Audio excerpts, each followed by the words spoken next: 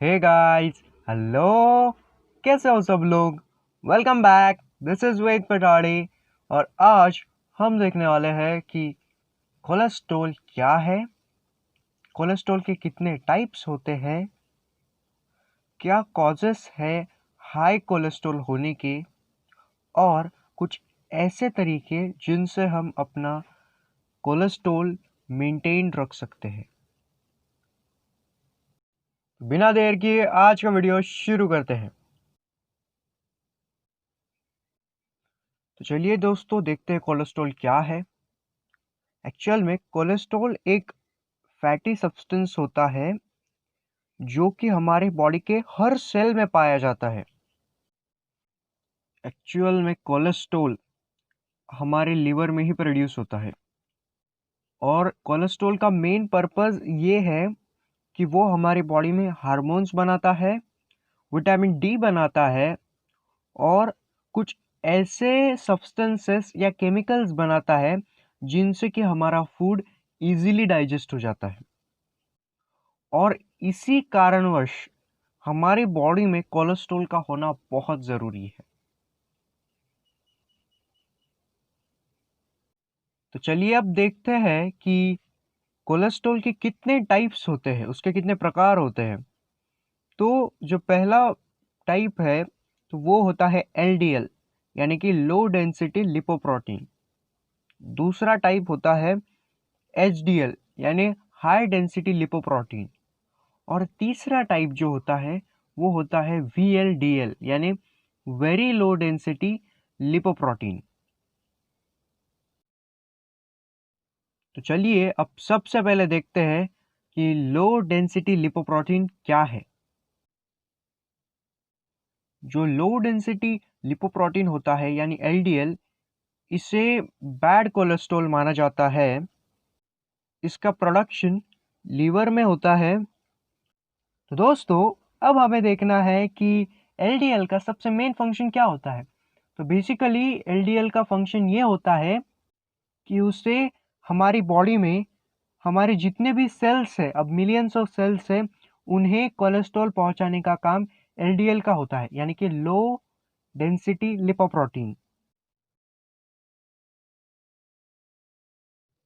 और अगर हमारी बॉडी में एलडीएल का लेवल बढ़ जाता है तो ये एक डेंजरस सिग्नल हो सकता है हमारे लिए।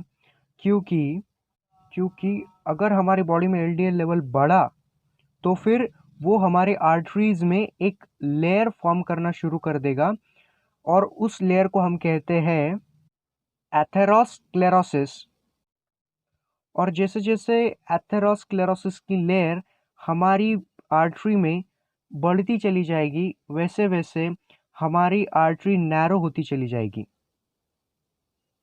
और इसी वजह से हमारी आर्टरी में जो ब्लड सप्लाई होता है या ऑक्सीजन सप्लाई होता है वो होना कम हो जाएगा।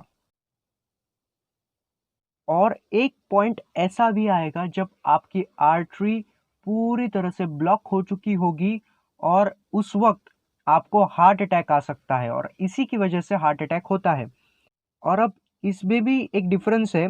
अगर वो आर्टरी आपके ब्रेन की तरफ जा रही है तो आपके ब्रेन की आर्टरी ब्लॉक होकर के आपको स्ट्रोक से भी गुजरना पड़ सकता है या फिर आपके साथ हार्ट अटैक भी हो सकता है या आपको हार्ट अटैक भी आ सकता है।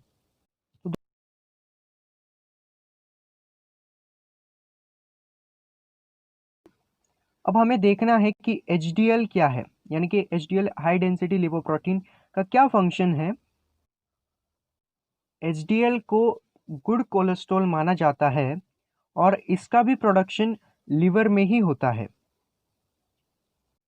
अब हमें देखना है कि एचडीएल का क्या फंक्शन है। एचडीएल का फंक्शन सबसे मेन अगर कोई है तो वो एलडीएल के बिल्कुल अपोजिट है, यानी वो हमारी बॉडी से कोलेस्ट्रॉल को रिमूव करता है। जब हमारी बॉडी में कोलेस्ट्रॉल बढ़ जाता है एलडीएल की वजह से, तो उस वक्त एचडीएल ये जो एक्सेस कोलेस्ट्रॉल है इसे रिमूव कर देता है और इसे ट्रांसपोर्ट करता है लिवर में। और लिवर में ले जाने के बाद लिवर इसे रिमूव कर देता है हमारी बॉडी से।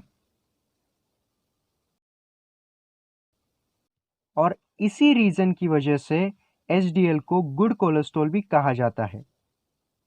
तो दोस्तों ये तो थी अब एचडीएल के बारे में इंफॉर्मेशन।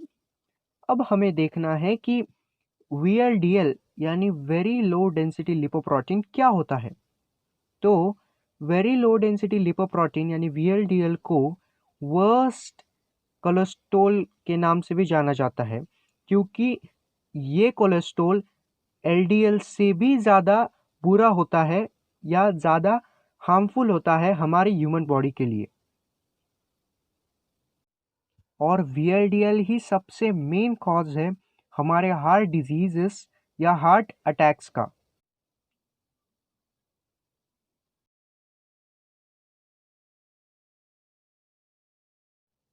तो चलिए अब आगे बढ़ते हुए देखते हैं कि क्या ऐसे रीजंस है जिसकी वजह से हमारा कोलेस्ट्रॉल हाई हो जाता है।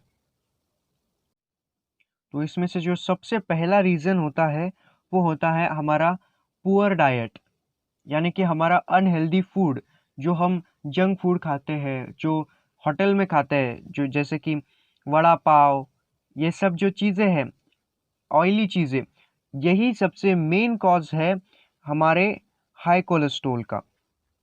अब आगे बढ़ते हुए देखते हैं कि सेकंड रीज़न इसके पीछे एक है ओबेसिटी, यानी कि मोटापा। बहुत से लोगों को मोटापे की परेशानी होती है, तो इसी वजह से भी हमारे बॉडी का कोलेस्ट्रॉल हाई हो जाता है। तो चलिए अब देखते हैं कि थर्ड रीज़न जिसकी वजह से हमारी बॉडी का कोलेस्ट्रॉल बढ़ जाता है, तो वो है लैक ऑफ एक्सरसाइज। जी हाँ, लैक ऑफ एक्सरसाइज, यानी कि हमारी बॉडी में एक्सरसाइज की मात्रा जिसे हम कहते हैं उसे तो हम मेजर तो नहीं कर सकते, लेकिन हाँ, जब हम एक्सरसाइज कम करते हैं तो उस कंडीशन को लैक ऑफ एक्सरसाइज कहा जाता है। तो जो लोग बहुत ही आलसी होते हैं, वॉक पर नहीं जाते, कभी जिम में नहीं जाते और समय नहीं निकालते कसरत करने के लिए, ऐसे लोगों में कोलेस्ट्रॉल की लेवल बहुत ही हाई हो जाती है।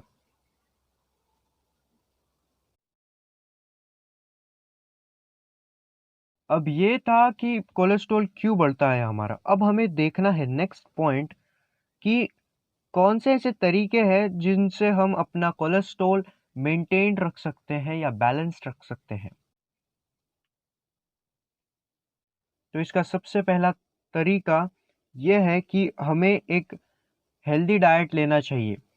हेल्दी डाइट का मतलब बहुत ईजी है, हमें फ्रूट्स और वेजिटेबल्स पर ज़्यादा एम्फोसाइज करना है, यानी हमें फ्रूट्स और वेजिटेबल्स ज़्यादा खाने हैं, और वेजिटेबल्स भी स्पेशली ज़्यादा ग्रीन लीफी वेजिटेबल्स खाने हैं, जिनसे हमारी बॉडी में एचडीएल यानी कि हाई डेंसिटी लिपोप्रोटीन, जो कि गुड कोलेस्ट्रॉल होता है, उसका लेवल बढ़ जाएगा और इससे हमारी बॉडी फिट और हेल्दी रह पाएगी।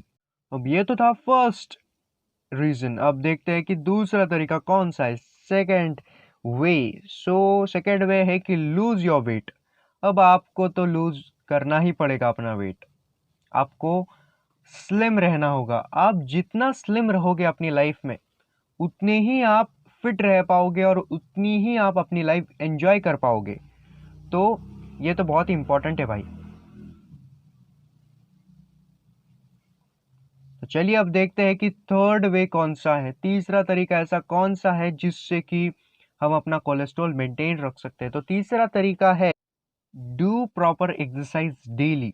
जी हाँ, आपको रोज कसरत करने के लिए समय निकालना ही चाहिए, और डेली मेरी राय मानो तो आप अगर दिन में, और हम सभी अगर दिन में 30 मिनट्स भी चलते हैं, 30 मिनट भी अगर हम लोग चलते हैं पर डे, फिर भी हमारा हार्ट और हमारी पूरी बॉडी पूरी तरह से फिट रह पाएगी, और इससे हमारे बॉडी में कोलेस्ट्रॉल लेवल मेंटेन रह पाएगा। सो फ्रेंड्स, ये थी हमारी कंप्लीट स्टडी कोलेस्ट्रॉल के बारे में। Hope you all understood and like the video.